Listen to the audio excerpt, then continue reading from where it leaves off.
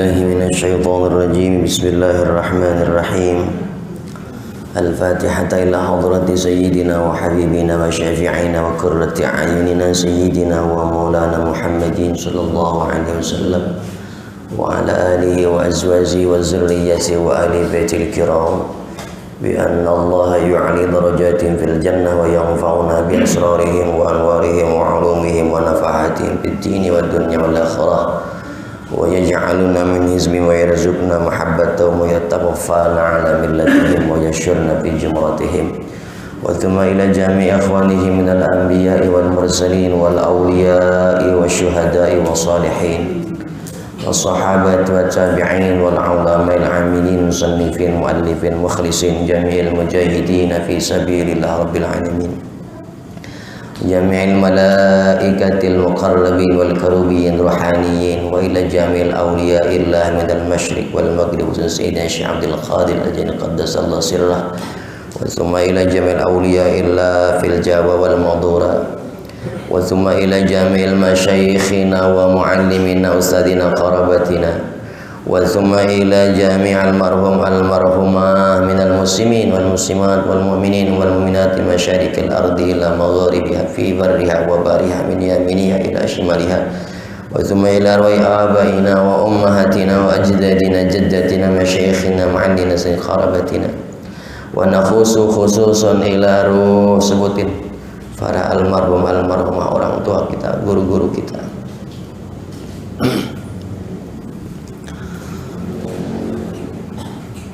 Allahumma ighfir lahum warhamhum wa'afihim wa'fu anhum. Al-Fatihah. A'udzu billahi minasy syaithanir rajim. Bismillahirrahmanirrahim. Alhamdulillahi rabbil alamin. Ar-Rahmanir Rahim. Maliki yaumiddin. Iyyaka na'budu wa iyyaka nasta'in. Ihdinas siratal mustaqim. Siratal ladzina an'amta 'alaihim ghairil maghdubi 'alaihim waladdallin. Rabbi ighfir lana wa liwalidayna amin. Bismillah, alhamdulillah, wassalatu wassalamu ala rasulillah sayyidina Muhammad ibn Abdillah wa ala alihi wa sahbihi wa mawalah. Wa ba'du, sahabat fadilah yang sama kita ta'zimi, kita hormati para asatiz, para guru-guru kita bersama, bil khusus DKM Mushola Al-Maghfirah Al-Karam Ustadz Jabidi serta para asatid yang lainnya, para jamaah dari berbagai masjid dan mushola yang dipimpin oleh para DKM dan pengurusnya, bapak-bapak, ibu-ibu, para hadirin yang semoga hadirnya kita pada kesempatan kali ini merupakan bagian digolongkan kita kepada orang-orang yang memang bersyukur atas nikmat Allah Subhanahu wa taala. Amin ya rabbal alamin. Salawat ma'asalam tidak lupa semoga disampaikan selalu, dicurahkan selalu kepada Nabi yang mulia, Nabi yang agung, Nabi yang telah menunjukkan jalan kepada kita menuju ketauhidan, yang memanusiakan manusia seutuhnya. Beliau adalah Nabi Muhammad sallallahu alaihi wasallam. Selamat datang para jamaah. Mangga menempati tempat yang masih kosong. Salawat salam juga buat keluarga beliau, para sahabat, para tabi'in, pengikut tabi'in, seluruh pengikutnya. Mudah-mudahan kita semua dan keluarga kita, zuriyah kita, Allah tetapkan iman Islam kita mengikuti ajaran Nabi besar Muhammad sallallahu alaihi wasallam. Hadirin yang dirahmati Allah Subhanahu wa taala, rasa syukur yang tidak terhingga malam hari ini kita bisa kembali kumpul dalam program pengajian PMTBR yang malam hari ini atau sore hari ini bertempat di Musola Al-Maghfirah. Di saat kita maklum bersama, ini di WA sejak dari beberapa hari ini ya, beritanya ya berita banjir ini. Tapi itulah, maka kita manfaatkan kesempatan ini, kita turut berdoa buat saudara-saudara kita, buat keluarga kita barangkali yang di sana yang kerendam banjir rumahnya, tempat kerjanya, tempat usahanya. Kita doain mudah-mudahan mereka semua, saudara-saudara kita, diberikan kekuatan, ketabahan, kesabaran oleh Allah Subhanahu wa ta'ala. Semoga kejadian ini, musibah ini, apapun itu, mau banjir kek, mau longsor kek, mau lagi di karantina kek, mampu mengangkat, menghapuskan dosa-dosa, mampu mengangkat derajat kita semua, dijadikan kita makhluk yang senantiasa mengambil pelajaran. Amin ya rabbal alamin. Bapak hadirin para jamaah, malam ini saya ingin mengajak jamaah bertafakur. Sebagaimana kita maklum, beberapa waktu yang lalu kita suka mendengar bahwa Allah tidak menciptakan sesuatu pun kecuali dengan syarat, dengan hikmah. Minggu yang lalu kita ngejelasin virus corona. Dari satu virus corona geger alam dunia. Kita coba malam hari ini mau bertafakur satu kata aja, yaitu air. Emang kaitannya mau banjir andainya ya. Air be, A-I-R, air. Tibang air doang, masya Allah, masya Allah. Mari kita bertafakur, karena air ini adalah makhluk Allah Subhanahu wa ta'ala. Tafakkaru fi khalqillah wala tafakkaru fi zatillah. Ayo kita berpikir, merenungkan makhluk-makhluk ciptaan Allah. Jangan kita mikirin Allahnya yang nyiptain. Salah-salah kita nanti lepas akidah keimanan kita kalau mikirin Allah. Dilarang oleh para ulama ahli tauhid. Saking dilarangnya, kalau mau banding-bandingan mana, nyolong sama mikirin Allah, mendingan nyolong dah ya. Saking ku banding, bukan berarti nyolong boleh, bukan. Artinya kalau umpamanya kita sampai nyolong masih mendingan, paling dipukulin orang, iman masih ada iman begitu. Tapi kalau udah mikirin Allah, kemudian Allah itu bagaimana di atasnya, ilok, udah bagaimana macam-macam udah. Ilok Allah dewek kan betah emang dewek umpamanya, oh itu bahaya, itu bisa lepas keimanan kita. Karena itu jangan suka ngobrol kelebihan, bari ngopi di bawah pohon ngongkoin yang kagak-kagak, yang kita ngobrolin Allah Jadi bukan pada makomnya. Oleh karenanya ngaji tauhid itu penting, harus berdasarkan instrumen-instrumen yang ada, dengan kiainya, dengan kitabnya, supaya kita enggak ngongko ngaco ngongkonya gitu ya. Lalu berkaitan dengan tafakur, kita suka dulu yang di sekolahan, di SMA suka ngedengar, sekarang anak-anak pada lewat, pada berbondong-bondong ke gunung, mau ngapain tong? Mau tafakur alam gitu ya. Sampai ada anunya tuh di sekolahan, kelompoknya tuh, tafakur alam tuh. Berpikir, merenungkan alam semesta. Ada sebuah sabda Rasulullah sallallahu alaihi wasallam. Ini saya kutip dari kitab Kasyifatus Saja. Tafakkaru sa'atan afdalu min ibadati sittina sanatan. Berpikir satu waktu, sesaat, merenungkan sesaat, itu lebih afdol, lebih bagus min ibadati sittina sana, daripada ibadah 60 tahun. Kita ibadah udah berapa tahun ngomong Pak? Berpikir, merenungkan sehingga dengan merenungkan itu kita makin iman, makin tawajuh, makin fokus beribadah. Berpikirnya itu maksudnya. Itu lebih utama ketimbang kita ibadah. Di situ kemudian kita diajarkan untuk nggak gampang memvonis orang lain gitu ya. Ketika kita merasa udah lebih hebat ibadahnya, rajin tahajudnya, rajin duhanya, ngajinya datang baik, baca Quran apaan paling dulu, ngapalin banyak apalannya. Itu karena boleh jadi ada orang yang enggak zahiriyahnya kelihatan rajin sholat begitu, tapi hatinya maut manteng kepada Allah Subhanahu wa ta'ala.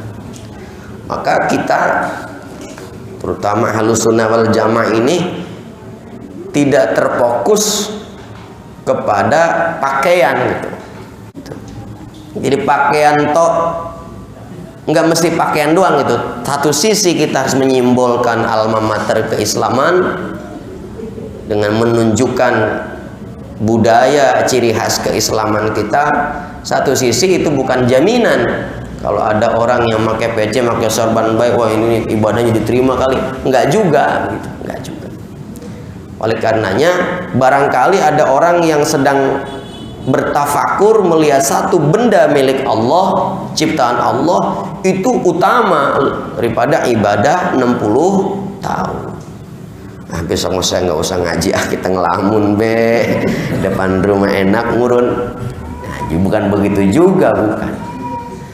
Oleh karenanya orang mukmin muslim itu menjadi hebat, menjadi luar biasa karena keimanan dan keislamannya. Di luar sana banyak yang tukang tafakur, yang tukang hacking, jalan-jalan ke gunung puncak Halmahera, ke gunung Jayawijaya, ke gunung mana tuh yang di tertinggi itu, banyak yang nyampe tafakur alama. Cuma masuk ke dalam kategori tafakur ini enggak begitu. Tapi seseorang yang iman Islam melihat satu keadaan kemudian bertambah keimanannya, juhudnya, tawajuhnya kepada Allah, itu yang afdhalu min ibadati sittina sanah. Mari kita lihat air. Air ini Pak, ya kita di sini nggak ada air. Nih, air nih. Air di sini sama air yang di Villa Mutiara sekarang beda nih. Air di sini mah digelasin, dibotolin, namanya air mineral. Kalau air dipanasin, dituang ke gelas, direndengin sama kopi, sama gula, namanya air kopi. Kopi dipanasin, dicemplungin teh, namanya air teh. Lah air yang turun dari langit namanya air hujan. Air hujan kemudian nampung di sebuah aliran dari gunung ke laut, namanya sungai, disebutnya air sungai. Air sungainya banyak meluap, disebutnya banjir. Air keneh itu air, sifatnya makhluk Allah yang namanya air itu menempati, mencari tempat yang lebih rendah. Sunnatullahnya begitu. Jadi sebelum banjir ini terjadi, kudrat dan iradatnya Allah menciptakan air emang begitu. Dia mah air mah diciptakan satu buah senyawa yang memang diantaranya menempati tempat yang lebih rendah. Terus beda mah. Kalau kita baca Al-Quran, ada ayat yang ngutip bahwa tempatnya air itu di bumi, maka kita suka ngedengar ada namanya istilah bahasa kerennya ground water gitu ya. Kira-kira berapa meter, ratus meter di bawah bumi itu. Nah, kemudian air itu menguap, ditempatkan sementara di langit untuk kemudian bisa diturunkan. Itu mekanisme skenario nya Allah Subhanahu wa ta'ala, bagian daripada ayat-ayatnya Al-Quran. Ada sebuah ayat dalam Al-Quran yang diawali kalimat a'udzubillahi minasyaitonirrajim, bismillahirrahmanirrahim.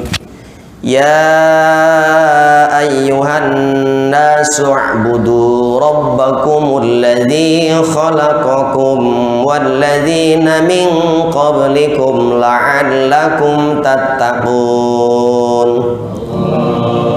Alladzi ja'ala lakumul arda firasyan was samaa'a bina'an wa anzala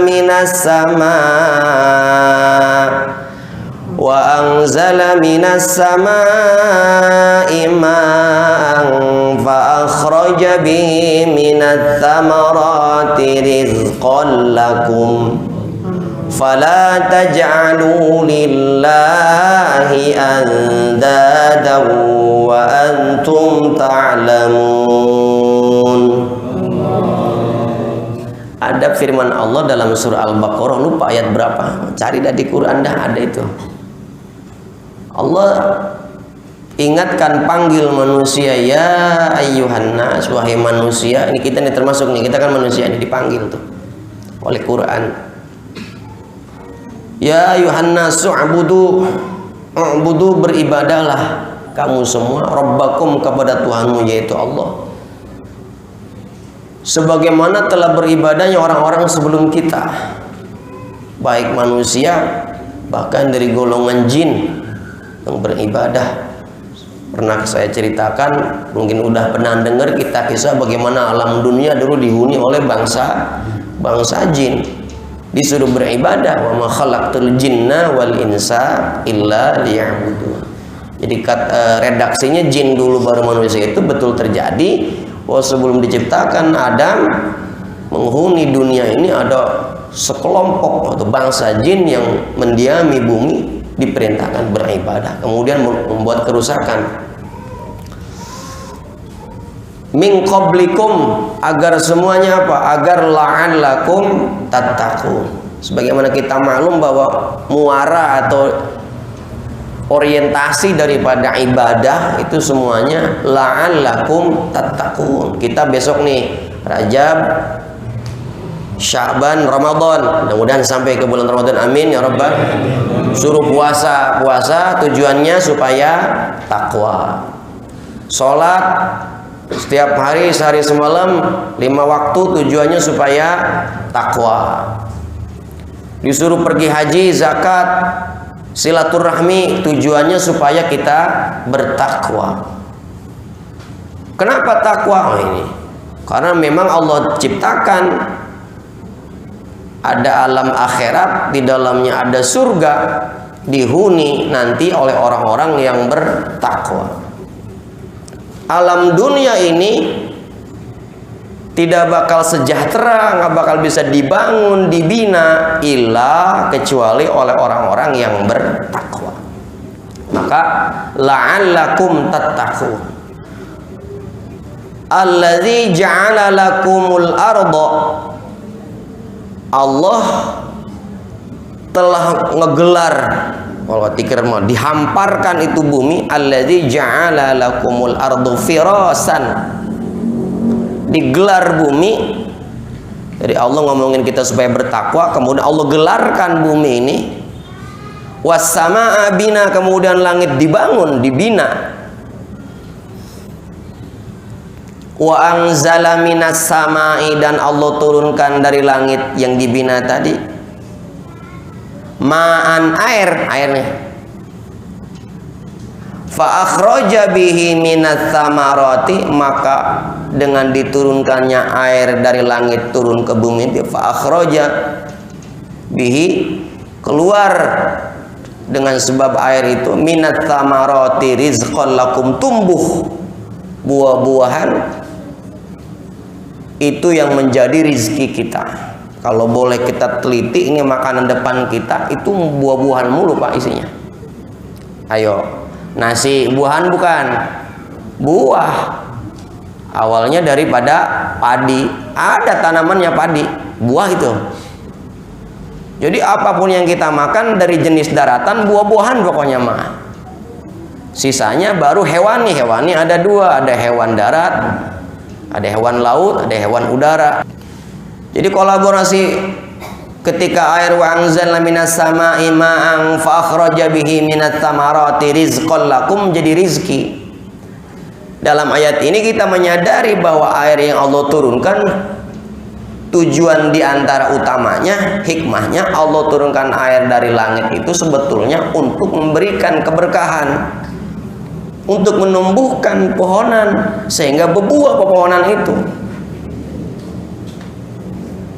Nah, sekarang kenapa ini air yang dimasukkan oleh Al-Quran, wa anzalna minas samai ma'an fakhraja bihi minas samarati rizqan lakum, itu rizki itu kok berubah menjadi banjir, jadi bencana, boro-boro senang, boro-boro gembira, yang ada gini kita pada sedih gitu kan, gitu kira-kira.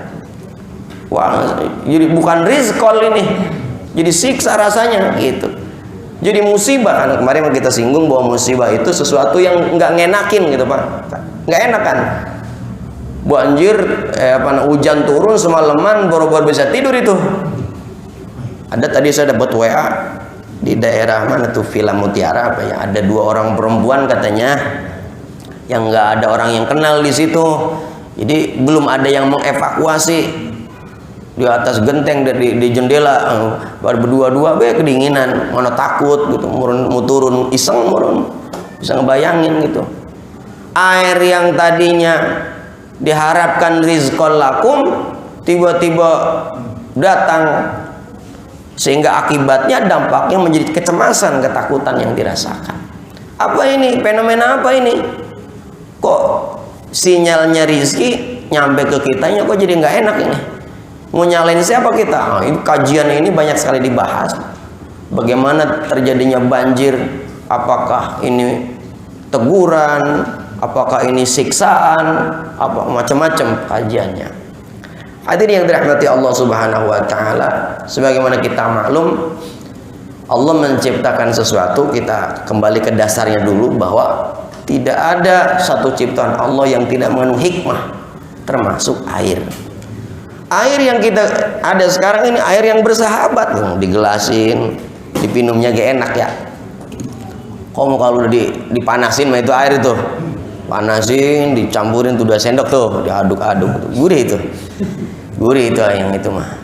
Bahkan air itu di dalam syariat Islam menjadi salah satu alat untuk bersuci yang utama. Jadi alat bersuci yang utama, di samping ada debu ya, ada batu dan yang lainnya. Air ini. Lalu dalam kehidupan kita air menjadi salah satu faktor kebutuhan yang utama. Kita nggak minum, aduh kayak apa rasanya. Bukan ini musim dingin ini, biasanya orang kalau musim dingin awang minum air putih Pak. Ngopi doyan, akhirnya pinggang nih, saya pinggang nih. Sakit nih pinggang ini.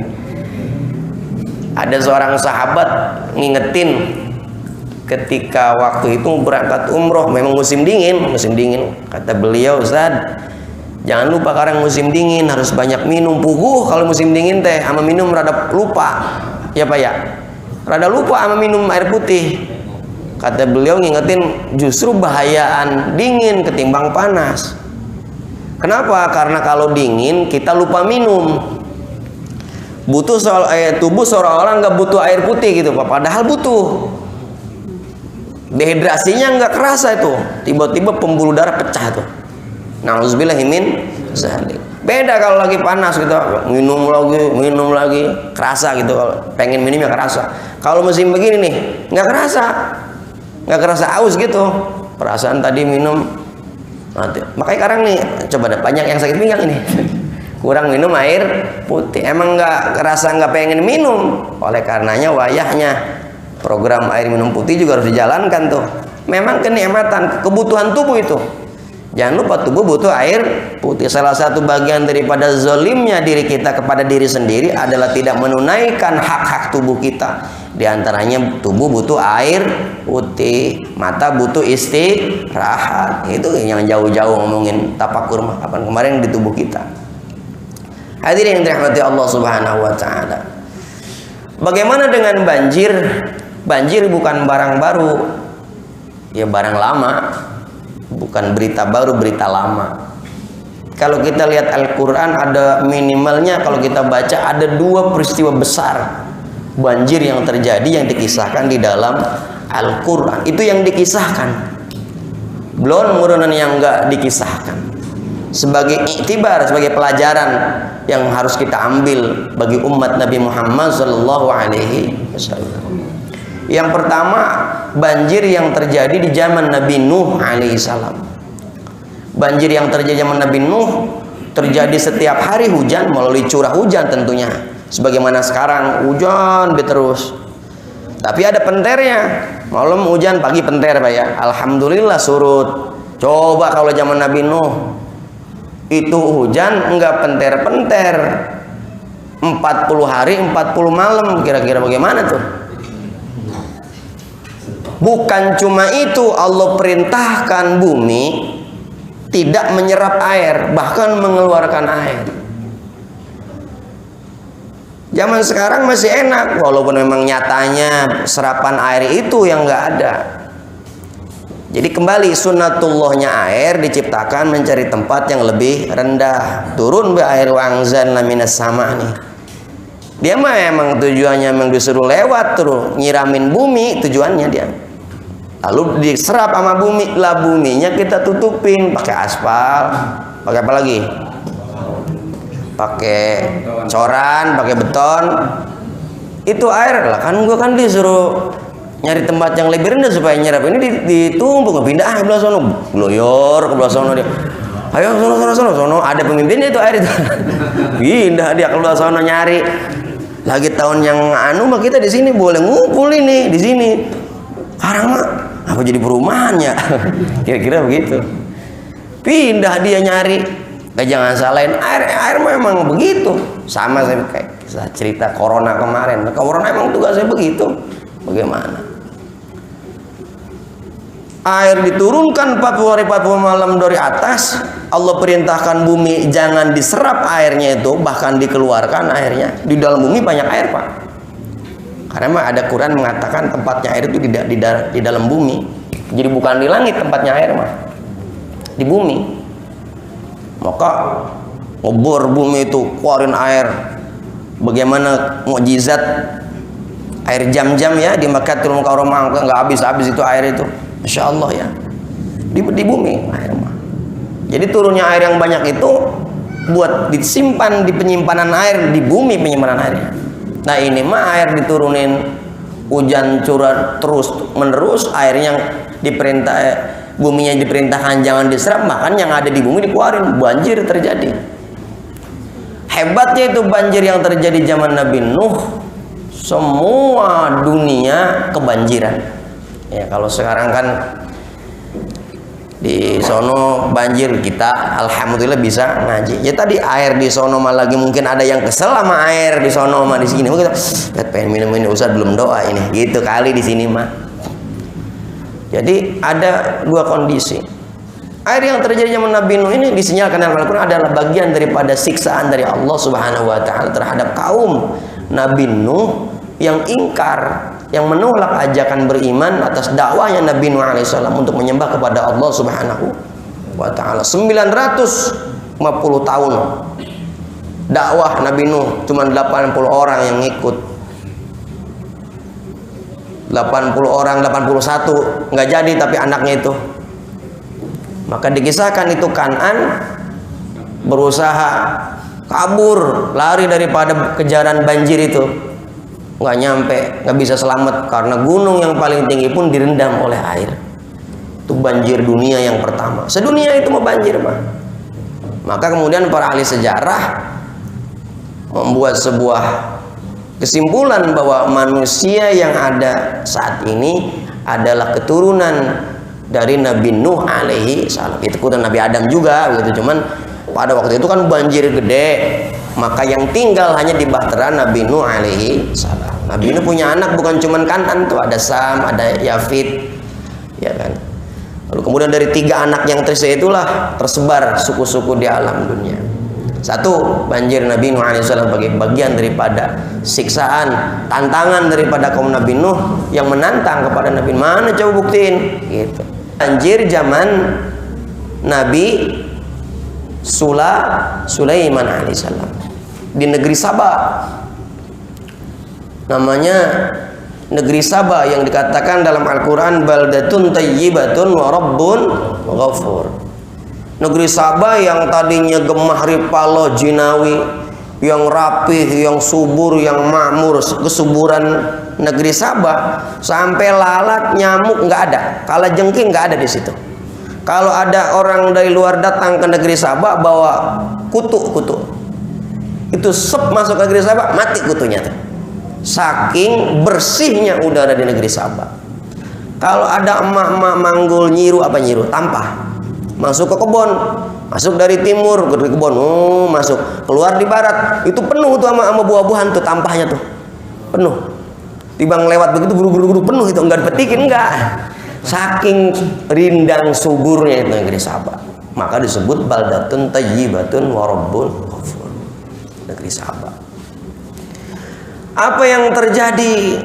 Karena terlena dengan keindahan, kemakmuran, kesuburan negeri Sabah, orang-orang negeri Sabah terlupa kepada yang memberikan nikmat itu, sehingga dikasih banjir oleh Allah Subhanahu wa ta'ala dari bendungan yang bendungan Ma'arib namanya.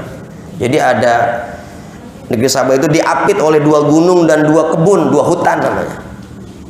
Jadi ada jannatain an shimali an yamini, kemudian ada bendungan namanya bendungan Ma'arib, itu yang jebol bendungan itu. Bendungan jebol, bos, negeri Sabah dihantam banjir. Buah-buahan yang manis-manis, yang enak-enak jadi pahit, sidrin khalil jadi pahit, yang tadinya enak, yang tadinya indah surem, karena ditimpa banjir yang sangat besar, yaitu di negeri Sabah. 2 keadaan banjir Nabi Nuh dan banjir kaum Sabah itu bagian daripada siksa teguran dari Allah Subhanahu wa ta'ala. Bagaimana dengan kita kan gitu? Bagaimana dengan kita? Buktinya ada bagian orang lain yang sekarang kayak kita lagi ngaji gitu. Ada yang lagi ngaji. Hadirin Bapak para jamaah yang dirahmati Allah Subhanahu wa ta'ala, kalau Allah mau negur manusia, umpamanya nih seperti kisah Rasulullah SAW ketika ada Siti Aisyah bertanya kepada Rasulullah tentang ada sekelompok pasukan yang akan menghancurkan Ka'bah. Ada sekelompok pasukan akan menghancurkan Ka'bah. Lalu kemudian itu pasukan ditenggelamkan ke dalam tanah. Kemudian Siti Aisyah radhiyallahu anha kepada Rasulullah ngomong begini, ya Rasulullah, itu yang digebrusin ke tanah itu enggak semuanya mau ngancurin Ka'bah. Sebagian pedagang itu yang ke negeri Syam itu, hanya sebagian saja itu yang punya niat ngancurin Ka'bah. Ke bawah-bawah. Apa jawab Rasulullah? Pokoknya orang meninggal akan disesuaikan dengan niatnya itu. Niatnya mau ngancurin Ka'bah apa bukan. Jadi kalau ada orang yang tertimpa bencana kategorinya ajab sekalipun, di situ ada orang beriman umpamanya, ada orang beriman gitu, itu bukan aja buat orang beriman mah, tetap itu bagian daripada rahmat Allah Subhanahu wa ta'ala. Maka orang yang banjir bagian orang yang mendapatkan pahala syahid yang mati tenggelam tuh. Kan 3 orang yang mendapatkan, diantaranya tuh ada orang yang tertimpa benda keras, jubret, tertimpa benda keras, syahid, pahalanya pahala syahid, asal catatannya iman ada di dalam hati. Ibu-ibu meninggal dalam kondisi melahirkan, mendapatkan pahala. Ibu-ibu tuh nggak bosan-bosan tuh, bunting lagi. Bapak-bapaknya juga saya emang, iya, apalagi musim hujan nih, iya. Ayo serebet terus di rumah, mentang-mentang lagi musim pengajian. Yang berikutnya adalah orang yang meninggal karena tenggelam. Meninggal karena tenggelam mendapatkan pahala syahid. Oleh karenanya ya barangkali tadi kebaikan-kebaikan, ada yang jatuh tenggelam, ada yang belum ketemu, orang banjir ya, banjir bandang. Kalau banjir bandang kalau musim calonan itu. Banjir bandang, orang ke bawah arus air nggak ketemu itu. Temu-temu teh udah pada rusak badannya. Hadir Bapak para jamaah dirahmati Allah Subhanahu wa ta'ala. Oleh karenanya air ini punya fungsi yang tadi, kemudian mari kita perhatikan bagaimana Allah ingatkan kita bahwa kerusakan yang terjadi bukan kehendak Allah. Wa ma dzalamnahum walakin dzalamu. Allah tidak zalim kepada kita nih. Kita yang zalim pada diri sendiri akibat tangan-tangan kita juga sehingga terjadi banjir. Ini keadaan begini bisa berkelanjutan, banjir lagi asal hujan gede, banjir lagi asal hujan gede. Dulu sebelum bumi ramai begini, ya enggak jadi banjir. Kecuali curah hujan yang terus-menerus. Dan diingatkan kita bahwa curah hujan yang terjadi dalam Al-Quran dikatakan bahwa tetap itu stabil curah hujan itu. Jadi per tahun sekian ribu galon itu nggak pernah berkurang itu. Tetap, cuman tinggal waktunya aja disatuin apa dipecah-pecah kira-kira begitu. Adapun kejadian ajab dan siksaan yang terus-menerus itu kudrat dan iradatnya Allah Subhanahu wa ta'ala, kekuasaan Allah Subhanahu. Paling nanti akhir zaman dikurangin curah hujan, dimulai sepertiga, setengahnya, sampai kemudian tidak ada hujan. Itu bagian daripada ciri-ciri akhir zaman. Nanti ada kemarau. Kalau kita baca hadis akhir zaman itu ada sebelum turunnya Dajjal tuh, laknatullah alaih, ada masa kemarau dulu. Itu dikurangin curah hujan. Kalau saat ini ya nggak dikurangin, yang ada. Cuma sekarang jadi tidak menentu musim ini, betul Pak ya? Musim hujan tidak menentu. Hadirin yang dirahmati Allah Subhanahu wa ta'ala, mari kita tafakur dengan air ini. Ada air yang manfaat, aslinya manfaat, kemudian menjadi banyak, berlimpah, tidak terbendung, jadi banjir. Mari kita tanya kepada diri kita sendiri melalui ayat-ayat yang tadi kita paparkan. Kudunya mah air jadi anugerah, jadi rahmat, kenapa menjadi bencana? Lalu kemudian terjadilah manusia saling salah menyalahkan, gitu ya, saling salah menyalahkan. Mari kita beristighfar kepada Allah Subhanahu wa ta'ala agar kemudian Allah menurunkan hujan yang ada ini sesuai dengan kadarnya, hujan yang membawa manfaat buat kita semua. Lalu yang sudah terjadi saudara-saudara kita, Allah berikan kekuatan, kelapangan, ketabahan. Allah tetapkan kesabarannya, sehingga dengan kesabaran itu Allah angkat dosa-dosanya, Allah hapus dosa-dosanya, Allah angkat kepada derajat yang tinggi. Amin ya rabbal ala hadhihi niyya al-Fatihah.